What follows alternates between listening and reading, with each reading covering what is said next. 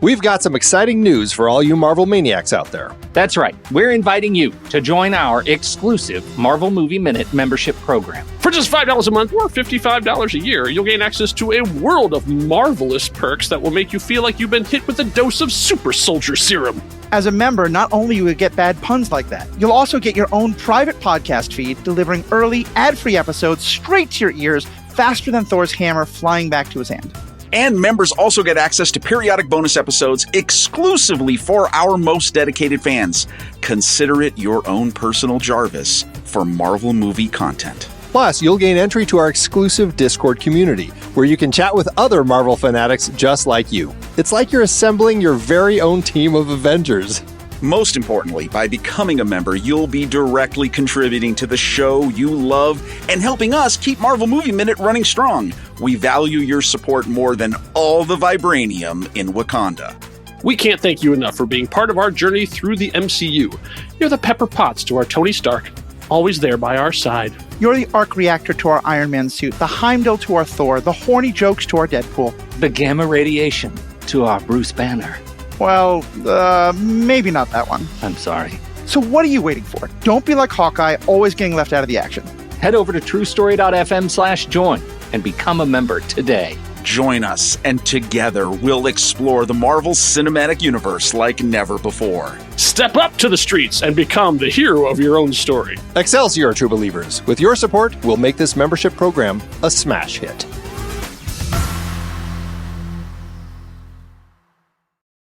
Before we dive in, here's another show you can enjoy in the True Story FM family of entertainment podcasts. Ever wonder where the devil got his horns? How about those cloven hooves? Or that pitchfork? Wasn't he an angel? No, he was a snake. No, he's the great red dragon. No, he's the beast. He's the prince of this world. Prince of darkness. Well, he's the prince of dark. Good morning, star lovelies. One of my names is Lester Ryan Clark. And I sometimes go by Keenan Diaz. And we're the hosts of the brand new podcast, The Devil's Details. What comes to mind when I say Lucifer? How about Satan? What about just the devil? How did the big bad of the Western world end up with so many faces? Join us as we dig up, decipher, and deconstruct the devil's many forms throughout history. Take a guided tour with Dante through the 9 circles of hell. Or revisit Satan's angsty bad boy years in Paradise Lost. Learn the ins and outs of a Faustian contract. Easier than a 1099, but with a hell of a lot more fine print. Slither on over to The Devil's Details on True Story FM and join us in the diabolic discussion. Love and hisses. Mwah! Didn't Al Pacino play him in a movie? Are you sure that wasn't Robert De I could Niro? have sworn it was Tim Burton. That was Elizabeth Didn't Hurley. he go down to Georgia at some point?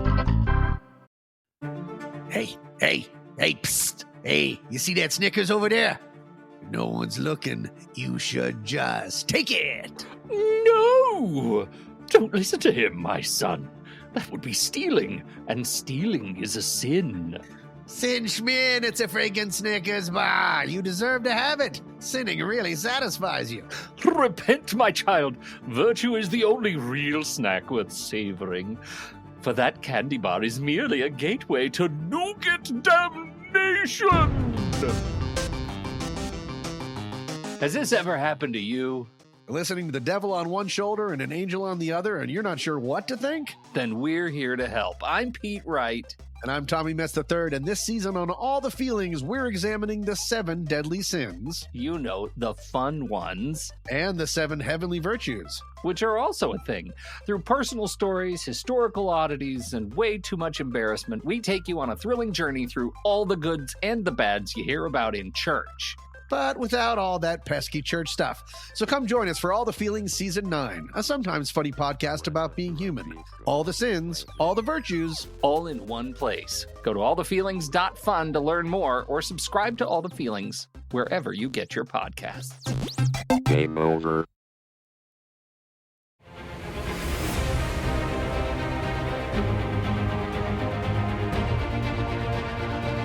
Welcome back to the Marvel Movie Minute, a weekly podcast which we disassemble a film from the Marvel Cinematic Universe into 5-minute segments and then examine them in obsessive and occasionally hilarious detail. I'm Kyle Olson from the Storywell podcast. Hey, and I'm Rob Cabasco, and Kyle. Yes, Rob. Did you know that during the Middle Ages, North Germanic Norsemen, early medieval Scandinavians, became known for many things? One of the many was the elaborate spectacle known as a Viking funeral. So what's a Viking funeral? It's the primary activity that they are cremating the deceased in an open air pyre.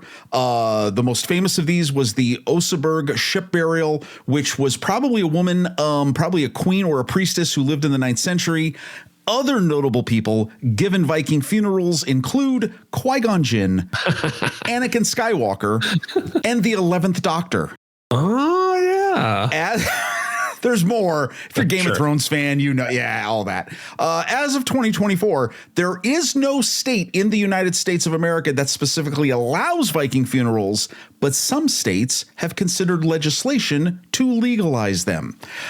I'm sure our listeners in other great parts of the world are probably like, we've had Viking funerals for years. Excellent. We will too. So. That's right. Those are the sing the song of my people. That's where my ancestors came from. Here at 2013 for the film Iron Man 3, directed by Shane Black, written by Shane Black and Drew Pearce. We have reached minute 101. Wow. Palindrome. And we have already had the Barrel of Monkeys. We have the Mark 42 suit has been absolutely wiped out by Peterbilt on the highway. It's just Rhodey and Tony, two guys with guns to take on all of the extremist soldiers. This is not good odds. No, and also big space, lots of volatile chemicals and petroleum and big shipping containers and cranes, and I don't think it's going to go well. Things are not going well. So we have our two boys so this is where we actually get into the real buddy cop of the whole thing. As the two of them are sneaking around trying to do that. So Rhodey they're climbing up there. He says, "Come on, you're not going to freak out on me, right?" Okay. Oh, there's that brotherly concern. Rhodey. Tony says, "I hope not." Rhodey says. And by the way, the perfect response to that. Yeah. Like, well, I hope I don't. I don't know. I hope that's the two. And so then they see the president. So the president is in the Iron Patriot armor, and he's strung up in the air. And so Rhodey says he's strung up over the oil tanker. They're going to light him up, man. And Tony says, Viking funeral, public execution. Boom. Rhodey says, yeah, death by oil. Oh, see, and they already get it. Yeah. They get the whole spectacle. Okay, so wait a minute. The president, he's basically just hanging by his wrists. Yeah. Looks very uncomfortable. That seems excruciating. Yeah. Like, I know he's in the suit, so it's no chance that his wrists or his hands are going to get ripped off. No, but like, I can't even imagine how that feels. It's still you hanging in the wind. Yeah. Yeah. You can't put your arms down. So like you're still strung up like a scarecrow, or like, I think we know the particular pose that they have him in. Oh, we're going to talk about that later. Don't you worry. Yes, we are. That's right. So we hear an announcer over the PA says, broadcast will commence shortly. Take final positions. Then we cut to Killian inside the control room, and he's looking over all the different angles and that they have the cameras set up. He said, okay, that's good. Now give me cameras A through E, and we'll do a full tech rehearsal. And we see the tech typing of it. And then we come back to the boys. And so this is where we get into like the actual, I love this next little bit with them. And I wish there had been more of this in the movie. Like, I feel like this is what it was lacking. I understand they're trying to separate Tony and stuff too. I enjoyed this time in Tennessee, but like, where's just Tony and Rhodey just like on a road trip having a good, doing all stuff. Like, so this stuff is a lot of fun. Just the two of them messing around with each other. And by the way, Don Cheadle, the key to this, because you already know what you're going to get with Robert Downey Jr., Don Cheadle is awesome. Don Cheadle's awesome. Yeah. Rhodey says, as they're sneaking in and Tony's behind Rhodey, Rhodey says, is your gun up? And it's not. And Tony says, yep. And he immediately raises it up. And then 102, Tony says, what do I do? Rhodey says, stay on my 6, cover high, and don't shoot me in the back. Jeez. Tony says 6 high back. All right. No. And that's when the extremist soldiers see them and start opening fire. And then Tony goes and shoots, and he shoots out around the light there. One of the soldiers is firing down at him, and he shoots, and he says, and it breaks the glass around the light, but actually the light is still shining. He says, see that? Nailed it. And Rhodey says, yeah, you really killed the glass. Tony says, you think I was aiming for the bulb? You can't hit a bulb at this distance. And Rhodey immediately pops up, fires in one shot, takes out the bulb, and looks back down. Absolutely fantastic moment. like as this is happening, you're like, how can this get better? And it gets better. Yeah, this is what I find fascinating about Rhodey is he's more dangerous outside the suit. Oh yeah, Rhodey has been owned and pwned all through this movie. Every time he's in the Iron Patriot armor, get him out of it, he's now into full on action hero mode. Totally. Yeah, it's almost like you're slowing him down by putting him in the suit. So then now they have been spotted. So, the PA announces, says, all personnel, we have hostiles on East Unit 12. Repeat, hostiles on East Unit 12. So they are firing from cover. Tony says, I'm out. Gimme, you got extra magazines? And then they're like, basically they've got two different style of guns. I think one's a 9mm, one's a 45. And Rhodey says, they're not universal, Tony. Tony says, I know what I'm doing. I make this stuff. It's true. I mean, he used to be a weapons manufacturer. This is true, right? Know more about this. He said, give me another one. He's like, give me one of yours. He's like, I don't have one that fits that gun. Tony's like, you got like 5 of them. So I feel like this part is another Robert Downey Jr. improv, because he goes, yeah, he's like, he's going to do it. He's save my spot. Ready? He's like, and he pops up to like get a view of him, and then pops immediately back down. And Rhodey says, what'd you see? And Tony says, it's too fast. Nothing. Like he pops up to the view, can't see anything. Goes, and then he pops up again and looks around, and then goes, and he sees the extremist soldiers are now moving over the crates and coming down the gangways and coming at them. He says, 3 guys, 1 girl, all armed. So then we see one of the extremist soldiers drops down into like a big power pose and gets a close up of her face. And this is Aja Ferrari. She has 151 stunt credits on IMDb.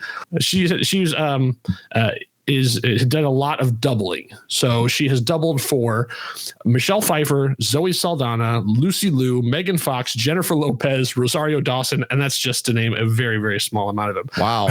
Her first stunt double work was for Hilary Swank on P.S. I Love You. What? Which was a rom-com. I don't remember there being stunts in P.S. I Love You, but I have not seen that movie in a very, very long time. So she will, from this, she will go on to do a lot more nerdy stunt stuff, including Spider-Man Far From Home, where she doubled for Zendaya, Obi-Wan Kenobi, Jessica Jones, The Punisher, Iron Fist. And this is a fun little thing I saw. She was up for a 2013 Taurus Stunt Award for Best Overall Stunt by a Woman for a film called Premium Rush. She was beat out by another of our favorite stunt women, Heidi Moneymaker, for the Avengers and the interrogation scene fight. Remember when she's tied to the chair and does all the flip around, which is incredible. So, if you got to get beaten by an award, losing to Heidi Moneymaker is pretty well is also a mark of respect. So I thought that was an interesting little connection back to great career too. I mean, yeah, exactly. Right. And still out there, still working. And as you see her, I can't say enough how, she's got the extremis effect going on, everything. I mean, okay, I'm really starting to fall in love with any of the banter and all of the interactions with Tony and different people in this movie. So we've had it with Harley at the earlier in the movie. Right now, Pepper. Oh, with Pepper, absolutely, right. Okay, with Maya, sort of. The moment we pass from the stunt woman, it goes to Rhodey, and he immediately pops up with the gun, like ready to go. And Tony does this perfect slow roll up alongside, right? It is comedy gold. Yeah. And this is literally, it is a 2-second moment. Yeah. That scene right there tells you everything you need to know how well they're working together and how well this rolls. Yeah, it's like great. 2 or 3 minutes of the movie, and it's so good. Like, yes. I'm like, oh man, I really wanted more of this. Like they I don't know why these movies are determined to separate them as much as possible, but it's I don't, because their chemistry is just so incredible that I don't get it. But so as they're being fired upon and the extremist troops are moving in, Rhodey says, God, I would kill for some armor right now. And Tony says, you're right. We need backup. And Rhodey says, yeah, a bunch. And Tony says, you know what? And he turns Rhodey around and looks into the air as we see something moving through the sky. And then that something becomes two somethings. And Rhodey says, is that? And Tony says, yeah. And Rhodey says, are those? And Tony says, yeah. And that's when you see a suit of armor come flying past, then another one, and another, and the whole sky fills up with armor flying down to this. And then we have when the music swells again, the Iron Man theme goes, and then all of the suits from the House Party Protocol arrive and then form this line around there. And it's I wish they hadn't put this in the preview, because 100%. Such a great moment of oh my God. Okay, phenomenal moment. One of the best shots though is that rear shot, as you see the first couple that you're looking at the back, so you see the contrails. Yeah. When it's all of them. Yeah. Whenever you see this, I think there were it's very Star Wars-esque. It's all the X-Wings coming in for the Death Star run or anything like that. When you see that, it's exhilarating. This is just incredibly well storyboarded, incredibly well executed.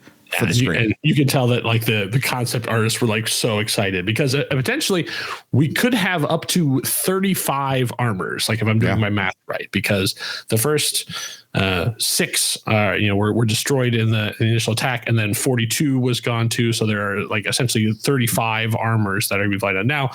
They don't all get spotlighted, but they are listed. And so in the Marvel Visual Dictionary and the Iron Man 3 art book and the website and stuff too, they actually go through and they show all of these different armors. And yes, I have looked at all of them. But as we're going to get talking a lot about armors in this one, we're going to kind of focus in on the specific ones. So I'm not going to go through all the ones that you see here, just because they're all, sort of very, very quick. But then as they get in closer and have their featured moments, then we'll talk about them. So then Tony then says, Merry Christmas, buddy, as the gifts have arrived. He says, Jarvis, target extremis heat signatures, disable with extreme prejudice. And then you hear Jarvis say, yes, sir. And you hear that yes, sir echo through all the armors. So Jarvis is now running all 35 of these armors, controlling them all at the same time, which is a lot for a guy who couldn't see 3 helicopters sneaking up on the building a little while ago. But he's feeling much better now. Sure. Let's hope. So then Tony, there's a great shot from below of Tony walking out. And he says, what are you waiting for? It's Christmas. Take him to church. And he crosses himself and puts his arms out in another very familiar pose. Okay, I just want to say something. Yeah, I thought you might. You're being very generous saying he crosses himself. And listen, just real quick, he makes what's the sign of the cross. If you're Christian, you know what this is. A pretty rough one. Oh, no. What I wanted to do was start the show, but then I didn't want to turn anybody off. I wanted to start with the 5 lamest signs of the cross in movies, right? Where characters do it and they screw it up. This is number 1 because he goes to the forehead. What is it? The spectacles, testicles, and then watch. Yeah. Right, wait, but his left and right motion is just he shakes his hand. It is so ridiculous, and it makes me laugh every time I see it.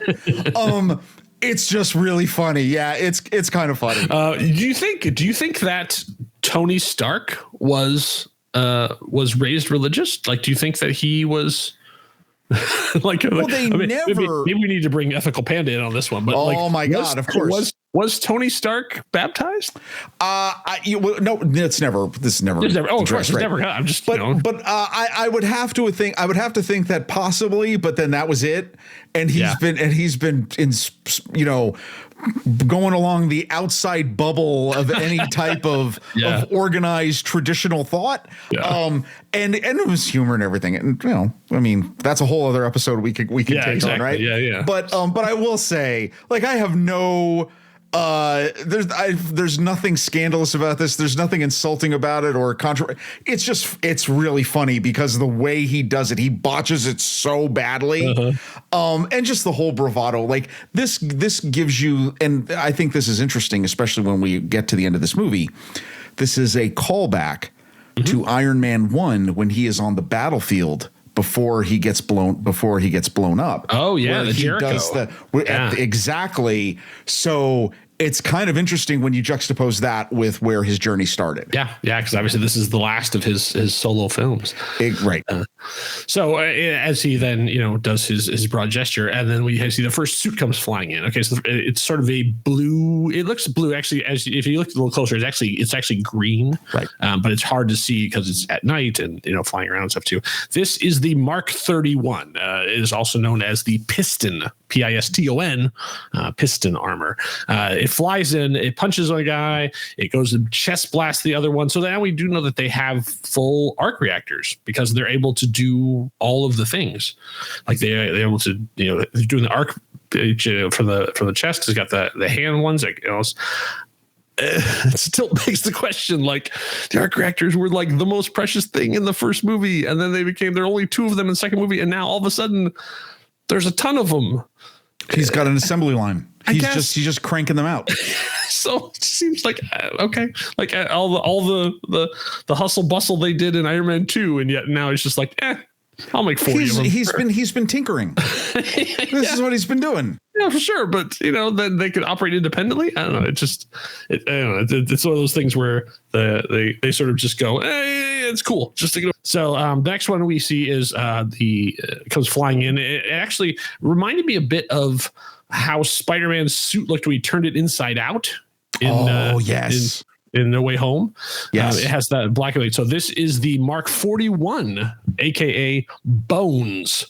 And we see this is the original one that could go into many pieces and come back together again. So like that was 41. And then we see obviously in 42, which has been used in the whole movie, that independent, all the parts go around. So this is this is the only other suit that does that. Can I tell you this suit? So designed to be a lightweight suit that specializes in maneuverability, according to the Marvel Cinematic Universe wiki. Okay, I love this suit. It looks so ornate. Yeah. It looks like fine china. It's so beautiful and so nicely done. I don't think they ever did an action figure of this one. I wish they would have. So. Yeah, because this one would have been absolutely awesome. Yeah, so then we see it flies up and then flies into all these pieces. It's black and gold. It flies all these pieces and it hits a bunch of guys and then it comes back together again. We see the Mark 31 from the start is not doing very well. We hit minute 104 and it gets its head and its arm ripped off by the extremist soldiers. And as they crash down onto the gangplank, then the whole thing that they're standing on, the whole metal crane piece starts shaking. And so Tony says, incoming, Jarvis, get Igor to steady this thing. So then they call, and you hear a giant thump, thump, thump, thump. And this is the Mark 38 armor, aka Igor. So this is the heavy lifting one. We see it run down and pull itself, breaks through a bunch of barrels and a shipping container, and then gets underneath the platform and then raises it up on its back. And then we see like the metal spine of it sort of like ching, ting, ting, ting goes as it braces itself as becoming the foot of this entire structure. What a great effect, great design, because you do see all of that happen with the spine. So you can actually see it's an adjustable spine. This is designed for heavy lifting. That's what the purpose of the suit is. Right. Love that. It's probably the closest sibling to the Hulkbuster that we will see in the sequence. Too. Right. But just really nice. And I love the color. I love how everything here, they had a nice play with the palette to show some differences, not just in the design, but also the colors of the suits. Yeah, exactly. Each of them that show up have a slightly different color change to them. So they're, even though it's dark and they're moving fast, you can sort of make out a little bit different on each one. So then Rhodey is then like watching this as these 30 armors are flying around and fighting all these guys going, this is how you've been managing your downtime, huh? Yeah. And Tony says, everybody needs a hobby. And then, but he's also then watching all of the suits go on there. Now, he has an earpiece, we're assuming. Like that's how he's communicating with Jarvis. Yeah. It's not really ever clear because he's not wearing like the full rig that he used. No, he's got some sort of small in the ear piece. And so he then is looking out and he says, Heartbreaker, help Red Snapper out, will you? So that the Mark 35, aka Red Snapper, is flying through the air. It has 3 Extremis soldiers on top of it. And then the Mark 17, which is called Heartbreaker, flies in to help it out. Unfortunately, it's not enough. The Red Snapper gets its faceplate pulled off and then crashes into a big container of oil, and then it explodes. And that's bad enough, but it turns out that it also explodes right next to the office where Pepper and Killian are. So it then turns into this whole cascade effect of them. Pepper literally gets blown off of the thing off to the side, and Killian sort of disappears. But things are shifted very quickly from oh yeah to uh-oh to oh god. 2 things about those suits. Red Snapper, that's the Mark 35. It's designed specialized to respond in situations caused by natural disasters. The cool thing about that design that you can see throughout the action is it's the one that's looks like a vertical arc reactor. Yeah. So it's like a vertical rectangle, and it's got these. The arms have these big, they almost look like egg beaters on the end of the arms. So they obviously do various things. And then Heartbreaker is one of the cooler. It's mostly red, which we love, right? Yeah. But it's got this really wonderful breastplate that just has a oversized arc reactor, and it's specialized in artillery level repulsor technology. So it's nice to see that every one of these has been thought out, and they've got a little backstory to each one. That design is very reminiscent of the Jim Lee design when they did in Heroes Reborn, which we won't get into that because that's a whole other thing. But essentially, like Jim Lee was sort of allowed to redesign armor, and he did one that's similar to this, not identical, but it also has the very different face plate too. It has sort of almost like more of a skull as opposed to the sort of the flat face that most of the rest of these had. It's going to get a lot more screen time as we go. So then in 105, then a suit arrives for Tony and then does the same sort of caterpillar effect and opens up, and then Tony steps in, and then he steps into the Mark 33, aka the Silver Centurion. So this is from the original Iron Man number 200, which was published in August 13th, 1985, written by the great Denny O'Neil and penciled by Mark Bright. This is one of my all-time favorite armors because when I started reading comics, this is what Iron Man looked like. So this was we can get into the whole what's going on in the story, but essentially Tony had stopped being Iron Man and Rhodey was Iron Man at the time.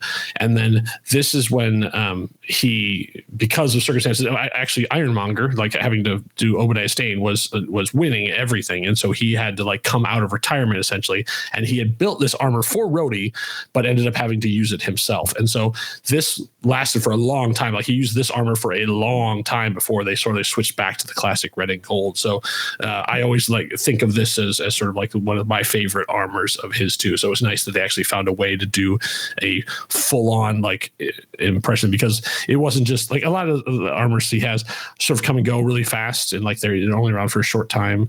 Iron Man is famous for changing his armors, but this is one of the ones that stood around for a long time. So it's nice that it got a real good moment here, and it's around for a while. Though it looks like trash. It's not. I mean, it's been fighting, obviously. Yeah. So it's been a little banged up. Okay. Yeah. It's got the little shoulder pads out the side too. And it's red and silver, so there's no gold on it at all. So there you go, Rob. No mustard at all. Oh boy. So then he gets in and then armors up. So he says, nice timing. And Rhodey says, oh yeah, that's awesome. Give me a suit, okay? And he's standing there posed, ready for a suit to come on there. And Tony looks at him and goes, oh, I'm sorry, they're only coded to me. And Rhodey says, what does that mean? And Tony says, I got you covered. And then he flies off, leaving Rhodey stand there. And then Jarvis shows up in the Mark 17, the Heartbreaker that we just talked about, and says, good evening, Colonel. Can I give you a lift? And Rhodey says, very funny, as he embraces, he does the almost Lois Lane holding on to Superman. Can I just say, first of all, phenomenal. Look at Don Cheadle's face. It's perfect. Okay. But could you imagine, wouldn't at this point Jarvis be like, Colonel, do you need a hug? and just go, man, come on. It's so good. Yeah, I mean, I guess he could go into a suit, I guess, but he just couldn't control it. He's just a passenger. Kind of president. He really could just go along. But of course, he's Rhodey. He's an but that's not embarrassing enough. That's not humiliating enough. At least he doesn't do like the full on like Superman carry or whatever, where he has them like across the front. So then they take off, but they don't make it very far as the Extremis soldiers then start blasted away, and Rhodey gets knocked out of Heartbreaker's arms onto the gangplank, and then 2 Extremis soldiers are running at him, and then the Mark 25 shows up. That's AKA Thumper, with the 2 giant sort of drill arms, and it goes down and crashes down onto the gangplank and does the whole like the whole metal things whips up and knocks the guys off. Okay, the Mark 25, it is specialized for construction and has 2 pneumatic jackhammers. What is he doing? Like, what the heck, man? Like, he needed an armor just to build stuff or to tear stuff down? Yeah, okay. Sure. Why not? Like, he had an idea, and it was like, hey. Oh, that's it. Yeah. All right. Got it. Trying out different stuff. So at that point, Jarvis says, "Sir, I've located Miss Potts." So he says, "About time." And then so he goes and flies into the wreckage, essentially, more Jarvis created than him, and then goes into the actual office that has been a bunch of the metal has fallen on top of it. There's like a big gantry thing's gone through and busts through, and is looking around, and then sees pinned underneath a bunch of this metal wreckage is Pepper. And so then he goes and sees sort of underneath where she is, and he grabs the thing and tries to lift it off, but then that causes I was a little unclear what it was that was causing the problem, like lifting one part and moved another part, so that was almost like lifting up the front part ends up pushing the back down. That was pressure or something. It was unclear, but essentially she yells at him. She says, "Put it down, put it down, put it down." Like whatever it was hurting him. And then so then as he's like looking in to try and figure out how he's going to save her, that is where minute 105 comes to an end. So wow, is trapped. So yeah, so a lot of armor, and we're not done talking about armor, but like wow. I mean, it was one of those things they alluded to at the start of the movie because we know it was Mark 42, but now seeing the most Iron Man armors on screen ever. What are your thoughts? So I just think the whole idea, it's the dream all of us have. Like if you were playing with Legos at one point, and you get your old Galaxy Explorer, I remember just like, okay, what other versions of this ship can I then go ahead and make? Definitely. Or any type of construction, or if you're an artist, you always want to like do variants, right? So you want to do all that. I love these. I love that there's little comic book references and things that they're like, throwing in there. I really wish that we had more toys of these. Not that I'm don't want to buy more action figures, but I think that's awesome. Going all the way back to, how much fun we had in Iron Man 2 with the different armed services variants. There's a couple. Okay. So we talked about the suits that had their moments in this, but there's a whole bunch of other suits that I just want to say some of my favorites that you saw. One of them was, I think, the Mark 39. That's the one that's for suborbital space travel. Yes, it's the white. Yeah. Yep. The white and the gray. In the failed Marvel's Avengers video game that came out during on 2020, 2021. That was one of the ones you could get, like you actually could fly around like in that suit. It was one of the signature ones. Love that suit. Not much nice to say about that game. So okay, and I think the one that shows up, this is the Mark 36. This one is a really cool look. It's the one codenamed Peacemaker. It's specialized for handling situations requiring crowd control. It's very dark, has again that vertical arc reactor, and it's this really cool burnt orange. Yeah. Which I love the look of this suit, and it looks great. I don't know how it controls a crowd, but we got that. And then we've also got a codename Shotgun. This is the Mark 40, designed to specialize in hypersonic flight. And the last one I thought that was really great was okay, now I'm trying to do my Mark 37. Haha, there we go. My Roman numerals quick. Codenamed Hammerhead, known as the Deep Sea Suit, which did we talk about that one at the beginning? I forget which one it is, but this one looks like it's green, it looks like a submarine. I mean, that's basically the inspiration for it, you can see. Yeah. There's some really cool ones. I remember in the probably one of the best video games, speaking of which, that they ever did was Lego Marvel Superheroes, which had all of them.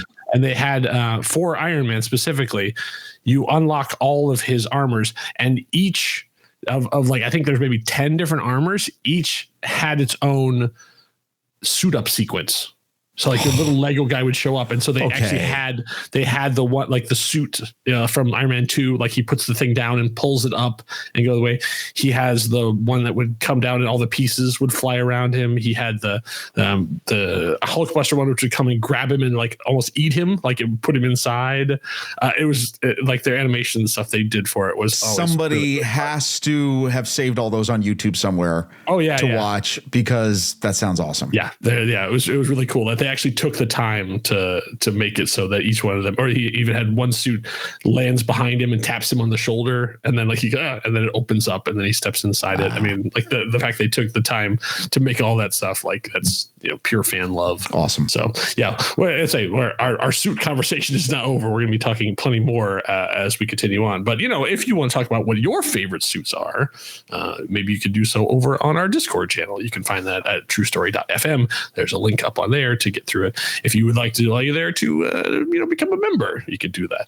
If you have got $5, we'd be happy to do that to help offset our costs, to help us keep talking about all the amazing Iron Man action adventure. And of course, if those of you who are fans of Norse mythology, you should know that Thor: The Dark World is coming up, and that team has already going to be assembling here pretty soon. So you will not have to wait long once the Iron Man action is over, and you can find out more about what is going to be by becoming a member.